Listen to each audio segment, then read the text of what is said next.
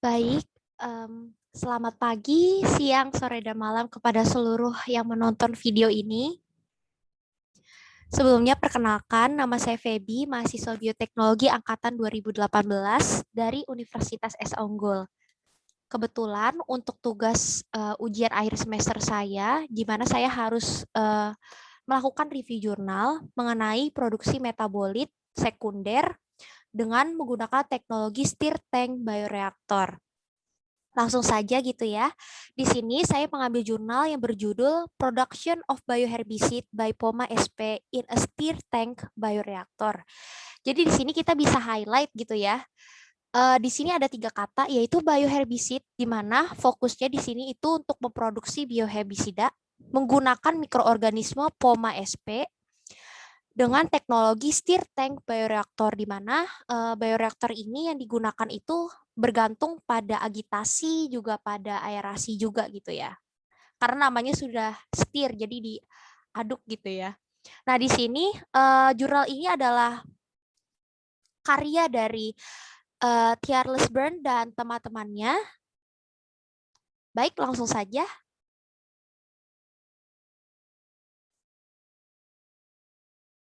Untuk garis besar pembahasan dari jurnal ini adalah dimulai dari latar belakang dan tujuan penelitian, kemudian juga ada metode, lalu masuk ke dalam hasil dan pembahasan, kemudian ke kesimpulan.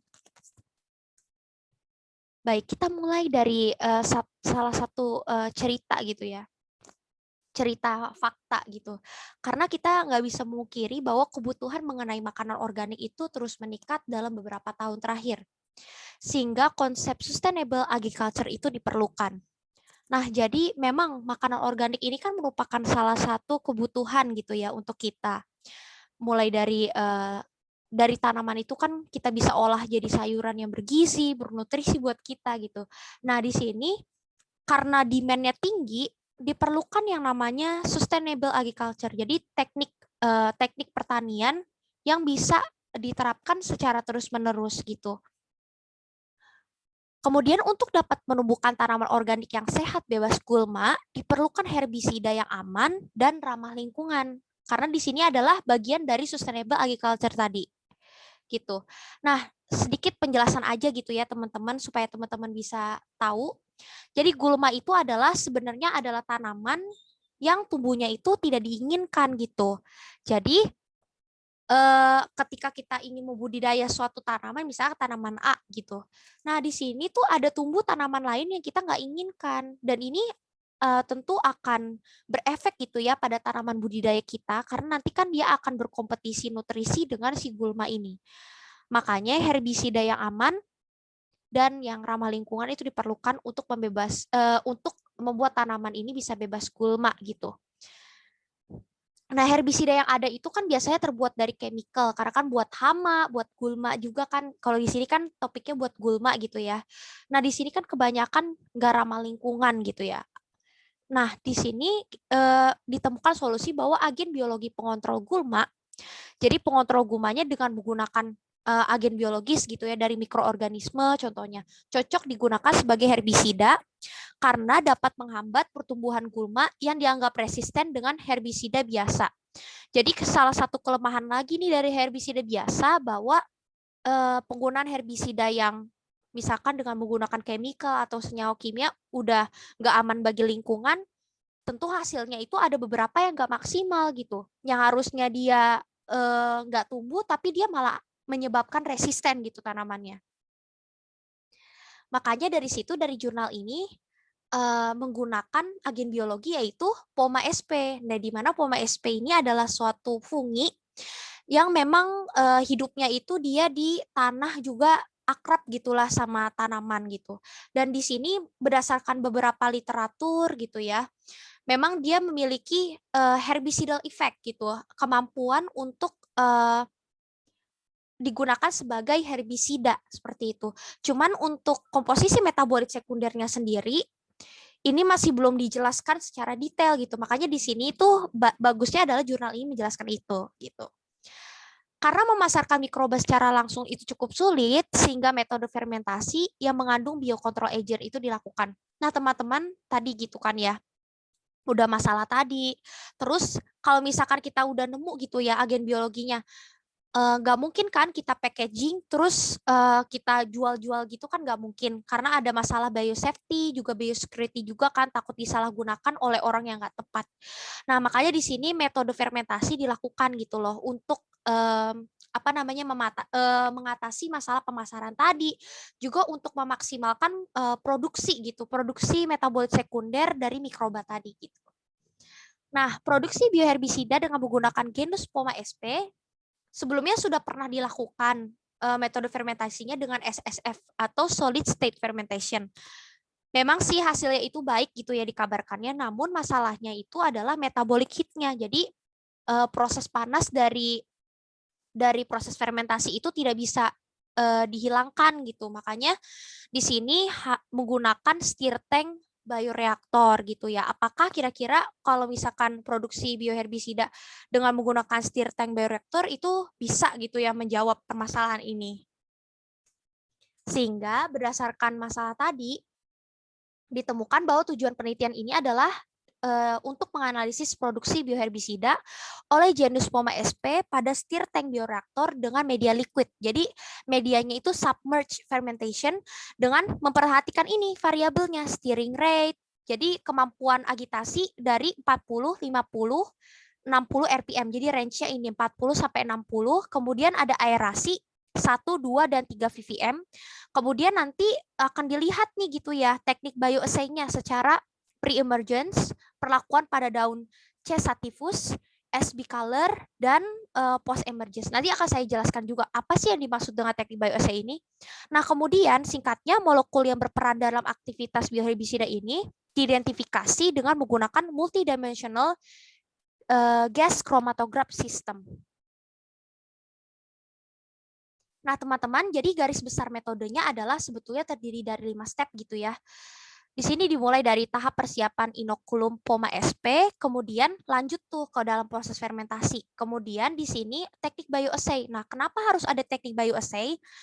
Jadi untuk apa kita fermentasi ini? Jadi kita harus mengetahui gitu ya efek dari bioherbisida yang dihasilkan dari fermentasi ini ke tanaman gitu. Makanya di sini dilakukan teknik bioassay terhadap 2 spesies namanya C. sativus dan S. bicolor yang tadi gitu ya. Nah, di sini dengan memperhatikan 3 jenis gitu ya, 3 jenis kondisi. Yang pertama pre-emergence, yang artinya itu adalah proses germinasi dari bibit-bibit tanaman. Jadi dilihat nih kira-kira dia bisa menghambat gak gitu ya proses germinasi tanaman gitu. Nah, kemudian puncture leaf assay, jadi nanti daunnya dari 2 spesies yang sama berumur 2 bulan lah kira-kira apa namanya daunnya ini nanti dilukai nanti dilihat ketika dikasih perlakuan dengan apa namanya dengan fermentasi hasil fermentasi dari Poma ini kira-kira apa yang terjadi sama daunnya gitu. Kemudian post emergence gitu. Post emergence ini memang difokuskan untuk melihat persentase dari fitotoksisitas tanaman. Kemudian step yang ketiga itu adalah ekstraksi molekul. Jadi nanti dari hasil ini molekulnya itu diekstraksi, dilihat treatment mana sih yang terbaik gitu, diekstraksi, kemudian diidentifikasi molekul metabolit sekundernya yang berfungsi gitu, kira-kira yang memiliki herbicidal effect itu yang mana gitu. Diidentifikasi dengan multidimensional gas chromatograph system. Kemudian nanti dilakukan analisis secara statistik dengan menggunakan Scott Knott test. Kayak gitu ya teman-teman. Lanjut ke metode. Jadi di metodenya itu sebetulnya garis besarnya itu menggunakan medium potato dextrose agar atau PDA. Jadi ini medium yang digunakan untuk mengkultur si fungi sebelum nanti difermentasi gitu. Setelah nanti siap baru dikasih medium fermentasi.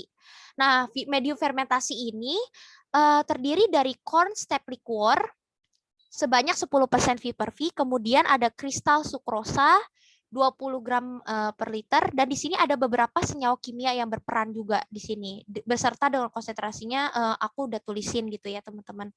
Dan kemudian di sini adalah tentunya diperlukan bioreaktor dong gitu Untuk mikroorganisme sendiri mereknya ini NRRL 43879 yang diambil dari National Center for Agricultural Utilization Research AUA.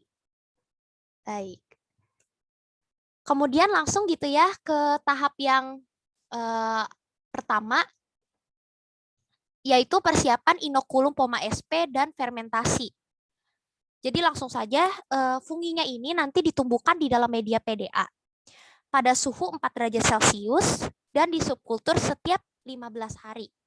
Nah, nanti kan setelah ditumbuhkan di dalam media PDA ini kan didapatkan sel-selnya gitu ya. Maksudnya pertumbuhan funginya gitu ya, produksinya. Nah, nanti inokulumnya diinkubasi lagi ke dalam cawan Petri yang berisi PDA lagi. Kemudian inkubasinya terjadi selama 8 hari, 28 jam. Nah, nanti kan di situ ada miselium-miseliumnya ya. Ketika sudah membentuk ada namanya miselium, nanti diambil tuh, disisir sedikit aja bagian dari miselium funginya, yaitu 6 mm, kemudian ditransfer ke dalam Erlenmeyer yang berisi 100 mili media fermentasi. Nah, di sini juga saya sudah sebutkan kondisinya ya, pada suhu 28 derajat Celcius, 120 rpm selama 5 hari. Jadi memang di sini tidak disebutkan sih gitu ya di dalam apa, tetapi kan karena medianya Erlenmeyer berarti kan kira-kira ditaruh di dalam water bath shaker gitu ya. Nah, baru nanti di scale up. Di scale up fermentasi di dalam bioreaktor di mana untuk komposisinya itu terdiri dari 3 liter media kultur dan 10% Fever-V inokulum yang dilakukan pada pH 6 pada suhu 28 derajat Celcius selama 7 hari. Nanti pas sudah 7 hari ini, biomasanya dipisahkan dari fermentation broth dengan filter paper atau kertas saring. Nah, setelah nanti biomasa dipisahkan, nanti disentrifugasi dengan kecepatan 100 rpm selama 10 menit. Kemudian supernatant diambil untuk uji bioassay. Seperti itu. Nah, di sini efek aerasi dan kecepatan pengadukan dievaluasi dengan Central Composite Design atau CCD, di mana range variabelnya sudah saya jelaskan tadi ya. Ada aerasi 1, 2, dan 3 ppm, kemudian kecepatan pengadukan 40, 50, dan 60 RPM gitu teman-teman. Karena kan di sini dalam proses fermentasi ada beberapa desain percobaan gitu ya. Selanjutnya ke teknik bioassay-nya gitu ya. Nah, teknik bioassay-nya itu terdiri dari pre-emergence, puncture leaf assay, kemudian ada post-emergence. Jadi di sini untuk post-emergence itu 10 ml fermented broth tanpa sel dimasukkan ke dalam kertas yang sudah berisi 25 biji pada setiap kultur, lalu di-maintain atau dirawat pada suhu 25 derajat Celcius. Proses germinasi biji dilihat pada 4 hari, first count, dan pada 10 hari setelah perlakuan. Kemudian yang tadi puncture leaf assay di mana daunnya itu yang berumur 2 minggu dari 2 spesies ini itu ditusuk menggunakan jarum pada ada pilihan sih, jadi ditusuk pada 2 bagian, entah itu di bagian bawah, tengah, atau atas gitu. Kemudian ditambahkan 1 microliter treatment solution, kemudian tanaman dirawat pada suhu 25 derajat Celcius, foto periode 12 jam, dan diameter lesi diukur setelah 72 jam. Kemudian lanjut ke post emergence. Di sini dibuat desain secara acak yang terdiri dari 8 perlakuan, yaitu T0 sampai T8. Kemudian tuh diulang gitu ya. Dilakukan 4 kali pengulangan supaya konsisten. Nah, setelah dilakukan 4 kali pengulangan, diambil masing-masing 1 dan dikultivasi selama 7 hari di dalam greenhouse. Lalu sebanyak 50 ml fermented broth ditambahkan. Tanaman nanti dilihat secara visual, diamati dengan dilihat tuh presentasi penghambatan pertumbuhannya, terus tinggi tanaman, berat segar dan berat kering komponen tanaman dan akarnya. Nah, itu tadi ya 3 highlight-nya ya. Daripada kita maksudnya terlalu pusing gitu ya, karena terlalu detail sekali proses metodenya, kita langsung saja ya ke hasil dan pembahasannya yang sangat menarik. Nah, di sini saya sengaja memberikan gambar supaya teman-teman bisa lebih memahami lagi. Jadi di sini itu dikasih treatment gitu ya.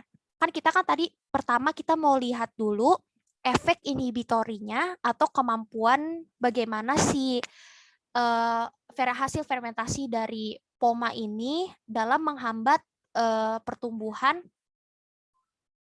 germinasi gitu ya. Dari germinasi juga yang tadi tanamannya dilukai, juga tadi post emergence atau fitotoksisitasnya. Di sini kan ada 8 perlakuan. T0 ini adalah kontrol. Di sini T1 dan T7 adalah tanaman yang diberikan perlakuan. Dengan steering rate-nya ini dan aeration rate-nya ini ya, teman-teman bisa lihat. Nah, pertama aku bahas dulu untuk pre-emergence. Nah, untuk pre-emergence, untuk treatment 1-7 kita bisa lihat nih bahwa treatment 1-7 itu sukses menunjukkan efek inhibitor germinasi dari tanaman C. sativus maupun S. bicolor gitu. Baik pada first count maupun pada second count gini kan. Bahkan bisa sampai 100% gitu ya, teman-teman bisa lihat. Nah, di sini kalau untuk yang C. sativus, kita bisa lihat di T4 ya. T4 ini dia bagus banget tuh. Yang pertama kali pas 4 hari setelah perlakuan, dia itu bisa menghasilkan 40% gitu ya. 40% inhibitory effect gitu. Dan pada second count, bisa sampai 100%. Berarti kan keren banget gitu ya. Artinya POMA ini dari hasil fermentasi ini berhasil untuk menghambat proses germinasi dari kedua tipe tanaman ini. Sama juga gitu di S. bicolor ini ada di T6 yang pertama gitu ya, T6 nih. 84%. Wah, lumayan bagus. Dan rata-rata second count-nya 100%, teman-teman. Jadi kan bagus banget gitu ya. Meskipun kan kita ada sedikit aware gitu di sini, ada steering rate-nya kita buat beda-beda gitu kan desainnya. Tapi second count-nya ini bisa 100% gitu. Jadi sebenarnya tidak berpengaruh secara signifikan. Tapi ada efek-efek lainnya juga sih gitu ya. Nah, di sini puncture leaf nih. Kita bisa lihat di sini ada keterangannya sih. Kalau yang strip itu sharp chlorosis, kalau yang S. bicolor ini sharp necrosis. Jadi intinya sih gini sih, rata-rata perlakuan ini dapat menyebabkan terjadinya pembunuhan sel lah gitu, pembunuhan sel pada tanaman gitu, sehingga ini dapat menghambat pertumbuhan dari tanaman gitu. Dan kemudian post emergent gitu ya. Nah, di sini kan dilihat persentase fitotoksisitasnya gitu ya. Nah, di sini kita bisa lihat untuk C. sativus itu yang paling bagus ada di T3, terus T4, T5, dan T6. Tapi yang paling bagus T3 sih, ini 66% gitu ya. Terus apa namanya untuk spesies yang S. bicolor ini yang paling bagus itu ada di T1, dan T4 ya, karena sama-sama 58,1%. Nah, jadi kira-kira secara kesimpulan nih kita bisa tarik bahwa fermented broth dari Posma SP ini mampu untuk inhibitory efeknya sangat bagus gitu untuk tanaman ini, untuk dua spesies tanaman yang diuji ini. Nah, ini sekarang kita lihat penampakan visualisasinya gitu ya. Nah, di sini untuk penampakan visualisasinya itu kita bisa lihat gitu ya untuk penampakan visualisasinya pada T3 nih teman-teman. Pada T3 itu kita bisa lihat damage terparahnya ini ada di sini nih. Kan tadi kan setelah ditusuk-tusuk itu kan dia akan keluar apa namanya menginduksi nekrosis ya tadi pembunuhan sel-sel itu. Nah, di sini ada warna kuning-kuning nih. Di sini kuning-kuningnya kelihatan jelas banget gitu ya. Dan ini sangat berefek, ini berarti tanda kalau daun ini tuh mengalami ada beberapa sel yang rusak gitu. Nah, di sini kerusakan terparah ada pada T3, kemudian untuk S bicolor ini ada di T4 gitu. Ini untuk penampakan visualisasinya. Nah, teman-teman, kan tadi kan kita juga bisa lihat gitu ya, di sebelumnya saya sudah jelaskan bahwa komponen tanamannya itu dihitung gitu beratnya sama komponen akarnya, teman-teman.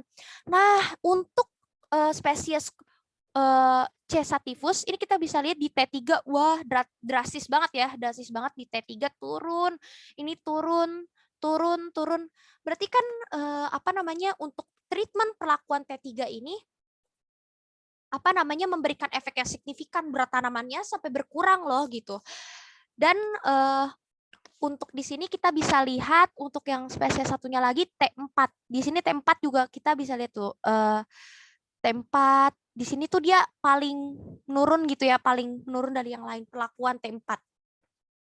Nah, tadi kita bisa lihat lagi gitu ya kalau mau balik ke belakang, untuk T3 steering rate-nya 40, untuk T4 steering rate-nya 60, aeration rate-nya 3 semuanya. Nah, jadi kita bisa tarik kesimpulan tuh, untuk steering rate-nya ya kira-kira bagusnya 40 untuk T3, 60 untuk T4.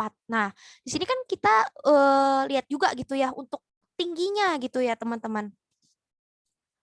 Nah, untuk tingginya itu di T3 untuk C. sativus itu T3 nih yang warnanya ini kita bisa lihat tuh benar-benar beda banget gitu ya teman-teman ya dari yang lain gitu, jauh banget gitu, pertumbuhan tingginya itu terhambat. Nah, di sini untuk spesies yang satunya lagi itu ada di T4. Nah, di T4 di sini kita bisa lihat memang sih nggak sesignifikan yang ini gitu ya, tapi ini lumayan juga gitu tuh, menurun menurun menurun gitu kan ya pada treatment-treatment ini. Nah, berarti secara kesimpulan ya kita bisa tarik itu berpengaruh juga terhadap tinggi dari tanaman. Nah, yang tadi gitu kan, tadi kan treatment T3 sama T4 yang paling bagus, baik yang untuk spesies C. sativus, yang tadi kan T3 C. sativus gitu ya, kalau Color T4. Nah, di sini dilihat gitu compound-nya apa aja di dalam treatment ini gitu. Nah, ternyata di dalam treatment ini itu chemical profile-nya ada ini, pyrrolol dan hexahydro. Nah, jadi diketahui bahwa berdasarkan literatur yang dibaca itu komponen ini itu yang berfungsi sebagai efek herbisida yang bisa menyebabkan kejadian-kejadian tadi. Dan uniknya di T4 juga ada gitu. Nah, di sini ada. Jadi kita bisa tarik juga gitu kan ya kesimpulannya bahwa komponen yang sama yang terdapat pada treatment 3 dan treatment 4 yang sudah diberikan perlakuan gitu kan dengan hasil fermentasi dari poma tadi itu sama-sama mempunyai senyawa ini setelah diidentifikasi. Dan berdasarkan literatur yang dibaca dari penulis menyebutkan bahwa senyawa inilah yang berperan sebagai yang menimbulkan efek herbisida dari poma SP tadi. Gitu teman-teman. Kesimpulannya adalah kemampuan aktivitas herbisida terbaik ada pada T3 untuk C. sativus dan T4 untuk SB color. Untuk analisis variabel yang diperhatikan secara keseluruhan, ya tadi gitu ya, 40 dan 60 RPM, sedangkan untuk aerasi sama-sama 3 ppm. Berdasarkan analisis senyawa, juga berdasarkan literatur, bahwa senyawa pyrrolol tadi dengan hexahydro ini memiliki efek herbisidal yang bagus. Karena tadi ya, secara pas diidentifikasi sama gitu ada. Hal ini membuktikan bahwa metabolit sekunder yang diproduksi oleh poma SP dapat digunakan sebagai herbisida yang aman, ramah lingkungan, dan cocok saat pre-emergence, puncture leaf, dan post-emergence. Baik, sekian presentasi dari saya. Terima kasih. Kurang lebihnya saya mohon maaf. Kira-kira untuk tanggapan jurnal ini sih cukup bagus gitu ya untuk secara grafik, gambar sangat mudah dipahami. Namun mungkin diperlukan beberapa waktu untuk mencerna gitu ya. Karena tadi ada beberapa istilah yang saya tidak mengerti seperti CCD, treatment solution juga tidak dijelaskan treatment solution itu yang dipakai pada metode itu apa gitu ya. Tapi secara keseluruhan data-data yang masuk juga analisisnya sangat baik sekali dan kesimpulannya dari jurnal tersebut juga merangkum semua yang dianalisis oleh penulis. Mungkin itu saja tanggapan dari jurnal ini. Terima kasih.